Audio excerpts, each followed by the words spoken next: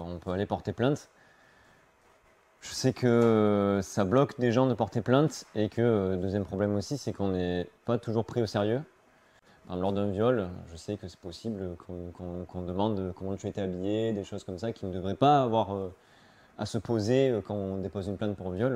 Ben, voilà, j'ai été violé, il n'y a pas question d'habiller ou quoi, c'est une agression, j'ai subi une agression. Voilà, on prend la plainte et c'est tout.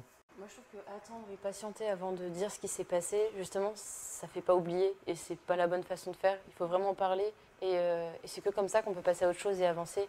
S'il n'y a pas ce processus de discuter et de faire part de son vécu et de raconter quels sont les traumatismes, justement, on ne peut pas évoluer et ça restera dans un coin de la tête d'une façon ou d'une autre, de façon peut-être consciente mais ou inconsciente.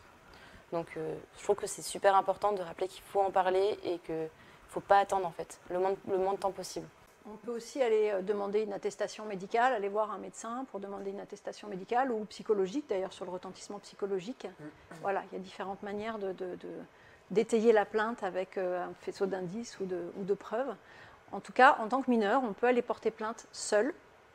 Nous, on conseille toujours de se faire accompagner quand même par une personne de confiance. C'est plus facile. Mais on a le droit de porter plainte seul quand on est mineur. C'est important de le dire.